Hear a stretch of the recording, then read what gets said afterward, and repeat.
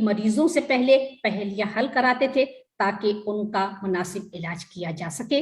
नानियां दादियां अपने बच्चों को इसके जरिए जहनी मश्क कराती थीं, जैसे एक थाल मोतियों से भरा, सबके सर पर औंधा धरा, चारों ओर वो थाल फिरे, मोती उससे कोई न गिरे। इस मौजू पर हम मजीद गुफ्तगू सुनना चाहेंगे आज के खुसूसी मुकर्रिर मोहतरम डॉक्टर अब्दुल हई साहब से। मोहतरम डॉक्टर अब्दुल हई साहब का ताल्लुक शोबे उर्दू सीएम कॉलेज दरभंगा से है। आपने अपना तालीमी सफर जेएनयू की इल्मी अदबी फिजा में तय किया है। बाद अज़ा फाजलाती निज़ाम तालीम से MA mass communication and journalism के साथ साथ ईटीवी उर्दू हैदराबाद और दूरदर्शन दिल्ली से भी वाबस्ता रहे हैं। एक अरसे तक मोहतरम कौमी कौंसिल बराए फरोग़ उर्दू ज़बान में अपनी खिदमात पेश करते रहे हैं। आपकी अदबी खिदमात के एतराफ़ में दिल्ली, उत्तर प्रदेश और बिहार एकेडमी इनाम इकराम से आपको नवाज चुके हैं। आपकी आधा दर्जन किताबें मंजर आम पर आ चुकी हैं, जिनमें उर्दू सहाफत और सर सैयद अदबी सहाफत आज़ादी के बाद, जुबैर रिजवी शख्सियत और फन के नाम बतौर खास लिए जा सकते हैं। मोहतरम आज भी नई मंजिलों की तलाश में सरगर्म अमल हैं। हम आपको डाइस पर मदऊ करते हैं। बहुत बहुत शुक्रिया। आवाज जा रही है मेरी?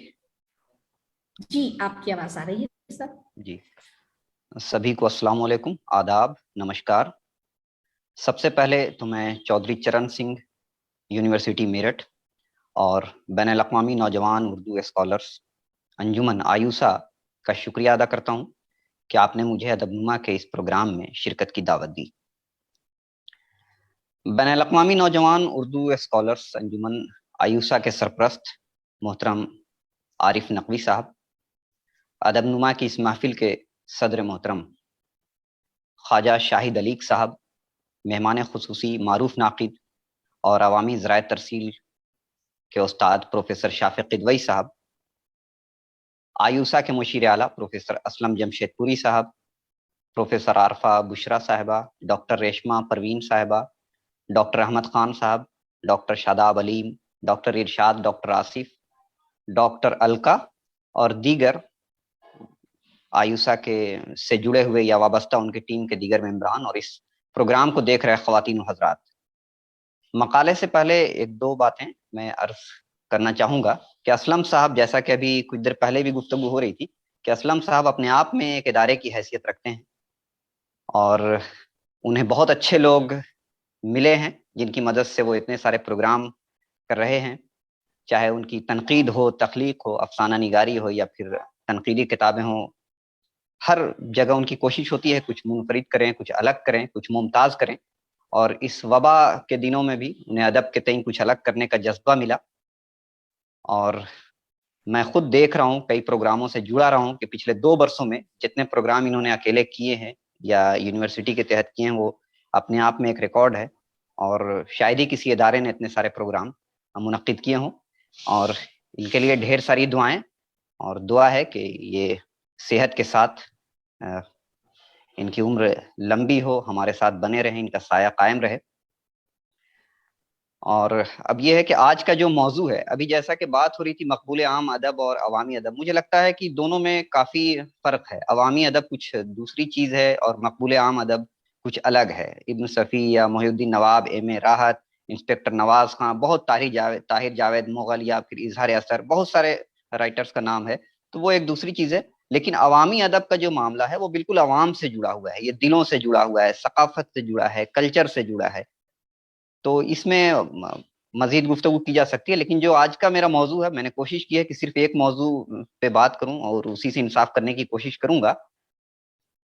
और ये भी हकीकत है कि अवामी अदब पे बहुत ज़्यादा नहीं हुआ है काम, बहुत ज़्यादा तहकीक नहीं हुई है और बहुत कम पेशरफ्त हुई है।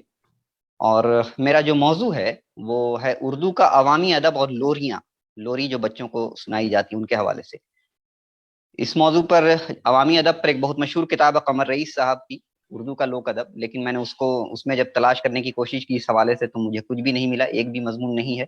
और जब पूरे अवामी अदब की बात होती है तो अजहर अली फारूकी की एक किताब है उर्दू के लोकगीत पे, या फिर कमर रईस साहब की किताब है जो सेमिनार हुआ था उसके मकालों को उन्होंने तरतीब दिया है। اور تنویر احمد الوی صاحب کی ایک کتاب ہے.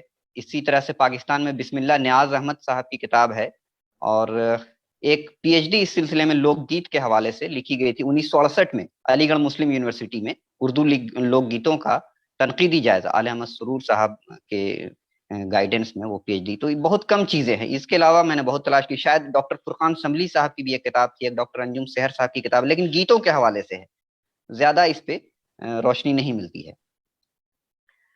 اب یہ ہے کہ جب اس بات سے انکار نہیں کیا جا سکتا کہ لوک گیت یا اس طرح کے قصے کہانیوں کا کوئی نہ کوئی تو شاعر یا مصنف ضرور رہا ہوگا جو عوام کے پاس سینہ بسینہ پہنچتے ہیں. ہاں, یہ ضرور کہا جا سکتا ہے کہ ان میں وقت اور حالات کے مطابق کچھ مزید باتیں, کچھ مزید واقعات اور قصے اور اشعار کا اضافہ بھی لوگ کرتے رہے ہیں. اس طرح کسی ایک نام تک ایسی تخلیقات کو محدود نہیں کر سکتے. عوامی ادب کو اجنتا اور اہرام مصر سے تعبیر کرتے ہوئے پروفیسر محمد حسن لکھتے ہیں, کوٹ, اس طرح عوامی ادب اجنتا اور اہرام مصر ہے جس کے تخلیق کار گمنام ہیں اور جن کی فنی وجاہت اہل نظر سے خراج وصول کرتی ہے, اور یہ ادب اتنا اہم ہے کہ اسے ادب کی بنیاد کہا جائے تو بے بنیاد نہ ہوگا. کسی زبان کا ادب جتنا قدیم ہوگا اس میں عوامی ادب کا ذخیرہ اتنا ہی زیادہ ہوگا. اردو کم عمر زبان ہے, اس لیے اس میں عوامی ادب کا ذخیرہ دوسری قدیم تر زبانوں کے مقابلے کم ہے. انکوٹ. لوک ادب ہماری تہذیب و ثقافت کا آئینہ ہوتا ہے. یہ پرانا ہو کر بھی قدیم نہیں ہوتا, یہ ہر دور میں ہوتا ہے اور اپنی ضرورت کے مطابق تبدیل ہوتا رہتا ہے. لوک ادب کا رشتہ انسانی نفسیات اور انسان کی عملی زندگی سے ہوتا ہے. اسے زمینی ادب کہا جائے تو غلط نہ ہوگا, کیونکہ لوک ادب کا تعلق اپنی مٹی سے اتنا گہرا ہے کہ اسے مٹی سے الگ نہیں کیا جا سکتا. اس سلسلے میں ڈاکٹر امیر اللہ خان شاہین کا ایک چھوٹا سا کوٹیشن ہے, وہ میں بیان کر دوں. یہ ادب برسات کی وہ پہلی پھوار ہے جس سے آنکھیں پھوٹنے اور غنچے چٹکتے ہیں. اسے کسی بھی تہذیب کا حرف اولین کہنا غلط نہ ہوگا. یہ کہیں سے کہیں تک پہنچے, اس کی بنیاد اپنی دھرتی, اپنی زمین ہوتی ہے. اردو کے لوک ادب میں گیت, بارہ ماسا, چار بیت, سوانگ, نوٹنکی, پہیلیاں, زبانی قصے کہانیاں وغیرہ کو رکھا جا سکتا ہے. اردو گیت کے بھی کئی حصے ہوں گے. شادی بیاہ کے گیت, کھیتوں کھلیانوں میں گائے جانے والے گیت, مختلف علاقوں کے گیت, مختلف مواقع پر گائے جانے والے گیت. اسی طرح لوریاں بھی لوک گیتوں کی ہی ایک قسم ہے. یہ عام فہم زبان کے گیت ہوتے ہیں جنہیں مائیں اپنے بچوں کو بہلاتے ہوئے گا کر سلاتی ہیں. لوریوں میں ایسی باتوں کو پیش کیا جاتا ہے جو بچے کی دلچسپی سے جڑی ہو اور بچہ جنہیں بخوبی جانتا پہچانتا ہے. چاند, سورج, پیالی, گھر, اماں, ابا, خالہ, دادی, نانی, ماموں, چچا, آنگن, چھت جیسے الفاظ کو استعمال اس لیے کیا جاتا ہے کہ بچہ ان سے مانوس ہوتا ہے. تجسس بھرے واقعات ڈال کر لوریوں کو دلچسپ بنایا جاتا ہے تاکہ بچے کا ننھا ذہن ان دلچسپیوں میں کھو جائے اور اسے نیند آ جائے. مظہر الاسلام صاحب ہیں, ایک پاکستان کے ہیں, میں واقف نہیں ہوں, ان کی 2 کتابیں مجھے ملی. پاکستان میں ایک ادارہ ہے باضابطہ اس طرح کا, ادبی ورثہ, لوک ورثے کے نام سے, اس میں اس سے وہ وابستہ رہے ہیں. انہوں نے بہت کام کیا ہے, پورے پنجاب کا انہوں نے سفر کیا اور لوک گیت یا لوک جو رسم و رواج تھے ان کو باضابطہ ایک کتاب میں انہوں نے شامل کیا اور اس میں چیزوں کو لکھا ہے کہ مختلف علاقوں کے لوگ کس طرح کی رسمیں کرتے ہیں, کیا رواج ہے ان کے یہاں شادیوں میں, اور کون کون سے گیت گائے جاتے ہیں. تو ان کی کتاب ہے لوک پنجاب. تو اس میں وہ لکھتے ہیں زیادہ تر لوریوں میں نیند کا ذکر ہوتا ہے, اس لیے خیال کر لیا گیا ہے کہ لوری ماں بچے کو سلانے کے لیے سناتی ہے. لیکن یہ لوری کا صرف ایک پہلو ہے. لوری میں وہ جذبات چھپے ہوتے ہیں جو ماں بچے کے لیے رکھتی ہے. ماں کی خواہشات لوری کی روح کا درجہ رکھتی ہے. انکوٹ. لوریاں ماں کے جذبات کی عکاسی کرتی ہیں. یہ محض ایک گیت نہیں ہوتا بلکہ کہیں نہ کہیں بچے کی تربیت کا حصہ بھی چھپا ہوتا ہے. لوری بچے کی تربیت کا پہلا سبق ہے. لوریوں میں بڑے لوگوں کی کہانیاں, ان کے حالات زندگی پیش کیے جاتے ہیں. ایک ماں اپنے بچے کو جس شکل میں دیکھنا چاہتی ہے وہ احساس لوری بن کر اس کے ہونٹوں سے ادا ہوتے ہیں. لوری میں عموماً بچے کو خوش دیکھنے اور خوش کرنے کی خواہش دبی ہوتی ہے. ساتھ ہی اسے نیڈر, بہادر اور بڑا انسان بنانے کا جذبہ بھی ہوتا ہے. لوری ایک دعا ہے جو ماں کی محبت اور شفقت سے لبریز ہوتی ہے. لفظ لوری ہلارے, ہلکورے سے تعلق رکھتا ہے. لوری سناتے وقت بچے کو ہلا کر یا ہلکورے دے کر سنایا جاتا ہے تاکہ بچہ لوری سنتے ہوئے جلدی سو جائے. یہ لفظ اصلاً سنسکرت کا ہے جس کا لغت میں معنی ہے کہ ایسے گیت جو بچے کو سلاتے وقت سنائے جائیں. مظہر الاسلام صاحب کی ایک اور کتاب ہے جو انہوں نے ترتیب دی ہے پنجاب کی لوریوں کے حوالے سے. اس میں وہ لکھتے ہیں لوری ایک ایسا بنیادی گیت ہے جس کے قواعد و ضوابط کا انحصار زیادہ تر ممتا کے جذبات اور ماحول پر ہوتا ہے، اس لیے ضروری نہیں کہ لوری شعر کے فن کی تمام پابندیوں کے دائرے میں رہے، بلکہ ماں کے لاشعور میں چھپی ہوئی خواہشیں اور پرانی لوریاں ایک نئی لوری کے روپ میں ظاہر ہوتی ہیں، اور اسی لیے ساری لوریاں تقریباً ایک جیسی ہوتی ہیں، مگر ان میں ہر ماں اپنی طرف سے کچھ نہ کچھ اضافہ کرتی رہتی ہے۔ لوریوں کا وجود ہر معاشرے میں رہا ہے۔ آج ہم ترقی کی نئی تاریخ رقم کر رہے ہیں اور موبائل، ٹی وی و انٹرنیٹ کی ورچوئل دنیا میں کھو گئے ہیں، لیکن آج بھی اگر آپ دیکھیں تو یہ لوریاں ہمارے آس پاس کی مائیں اپنے بچوں کو سناتی ہیں۔ یہی نہیں بلکہ موبائل اور یوٹیوب پر سینکڑوں کی تعداد میں لوریاں موجود ہیں۔ بطور مثال کچھ لوریوں کے کچھ ایک دو سطریں یہاں میں پیش کرنا چاہوں گا جو ہم سب میں سے زیادہ تر لوگوں نے ضرور سنی ہوں۔ للہ للہ لوری دودھ کی کٹوری، دودھ میں بتاشا منی کرے تماشا۔ یہ مختلف علاقوں میں جب جاتی ہیں تو یہ تبدیل ہو جاتی ہیں، بتاشا کچھ اور بن جاتا ہے، منی منا بن جاتا ہے۔ تو یہی تبدیلی ہے جو اس کو لوک گیت میں یا لوک ادب میں رکھتی ہے۔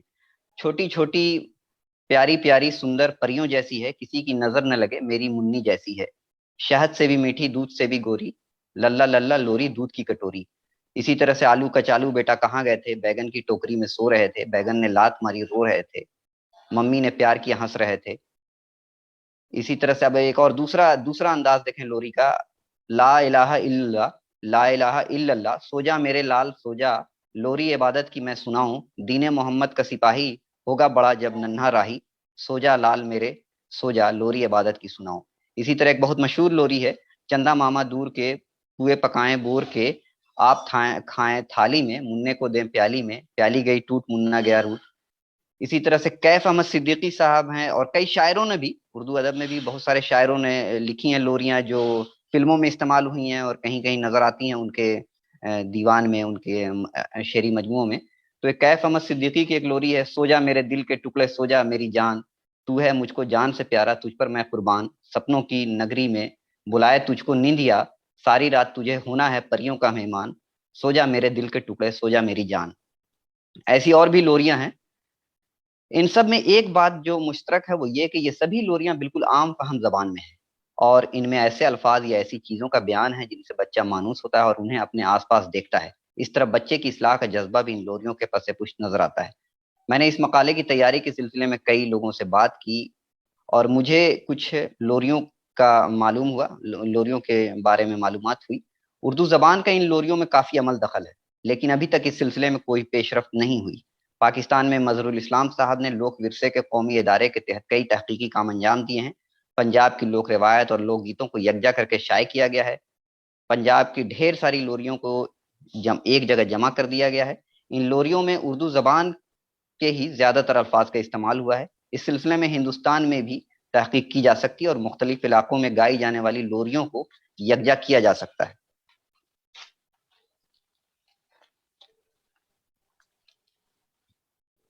پاکستان پنجاب کی لوریوں میں خاص بات یہ ہے کہ ان لوریوں میں اللہ لوری، اللہ اللہ تو جیسے الفاظ کی تکرار ہے۔ کچھ لوریاں دیکھیں جو اردو لوریاں ہی ہیں لیکن انہوں نے وہاں شامل کی، اور اس میں سے کئی ایسی ہیں جو ہمارے یہاں بھی گائی جاتی ہیں۔ اللہ لگوا دے کنواں تو، کنویں پہ بیٹھ کر نماز پڑھیں اللہ میاں کو یاد کریں۔ اللہ لوری گنے کی پوری، پھول گلاب کا بیٹا نواب کا۔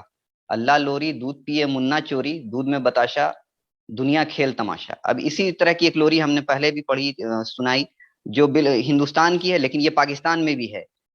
اللہ اللہ لوری دودھ کی کٹوری، دودھ میں ملائی مننے کو نیند آئی۔ تھوڑی تھوڑی سی تبدیلی ہے۔ اسی طرح سید احمد دہلوی نے رسوم دہلی میں، اپنی کتاب ان کی رسوم دہلی میں بھی کچھ ایسی لوریوں کا ذکر کیا ہے جس میں بچے کو نصیحت کی جاتی ہے اور اس کے روشن مستقبل کے لیے دعائیں دی جاتی ہیں۔ ملاحظہ کریں، تو سو میرے بالے، تو سو میرے بھولے، جب تک بالی ہے نیند، پھر جو پڑے گا تو دنیا کے دھندے سے، دنیا کی دھن سے کیسا ہے جھولا کیسی ہے نیند، دنیا سے ڈر ڈر سنبھل کر چلنا، سنکری ہے کھائی ہے رستہ پھسلنا، تو سو میرے بالے، تو سو میرے بالے، جب تک کہ بھولی ہے نیند۔ یہ رسوم دہلی صفحہ 67 پہ ہے یہ۔ اسی طرح سے ایک دوسری لوری کا انہوں نے ذکر کیا ہے، میں چوموں تیرے نین میرے دل کو آہ سے چین، میں چوموں تیرا مکھڑا تو پھولوں سا سارا دکھڑا، جب چوموں تیرے گال تو دل ہو مالا مال، جب چوموں تیرا سینہ تو دل کا ہے نگینا۔ لوری سے متعلق تاریخی حقائق بتاتے ہیں کہ لوریوں کا آغاز عراق میں ہوا تھا اور سب سے پہلی لوری تقریباً 2000 سال قبل مسیح بچوں کو سلانے کے لیے گائی گئی تھی. ایک صاحب ہم برکت علی صاحب پاکستان سے ہی تعلق، انہوں نے ایک مضمون لوری کے حوالے سے لکھا ہے. تو اس میں وہ لکھتے ہیں کہ یہ لوری جو سب سے پہلی لوری تھی یہ کھدائی میں ملی ہے، جو مٹی کے ایک ٹکڑے پر تحریر کی گئی تھی. یہ ٹکڑا لندن کے برٹش میوزیم میں موجود ہے. اس لوری پر جو تحریر ہے اس کا مفہوم یہ ہے کہ جب کوئی بچہ روتا ہے تو گھر کا خدا ناراض ہو جاتا ہے، جس کا نتیجہ غلط نکلتا ہے. تو اس طرح سے کہہ سکتے ہیں کہ پہلی لوری جو ہے وہ اس میں کہیں نہ کہیں ایک ڈر اور خوف دکھایا گیا ہے. اردو ادب میں کچھ شاعروں نے بھی لوریاں لکھی ہیں، جن میں افسر میٹھی، عبرت گورکھپوری اور محبوب راہی، کیف احمد صدیقی وغیرہ کا نام لیا جا سکتا ہے.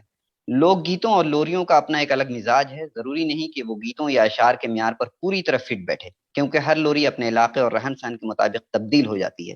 مجھے کئی لوریاں ہندی، بھوجپوری، مگھی اور پنجابی کی ملی جو ایک ہی تھیں، لیکن کچھ الفاظ تبدیل ہو گئے تھے. اس بات سے انکار نہیں کیا جا سکتا کہ لوری بچوں کے کانوں میں پڑنے والی پہلی غنائی آواز ہے اور جسے بچہ ساری زندگی یاد رکھتا ہے.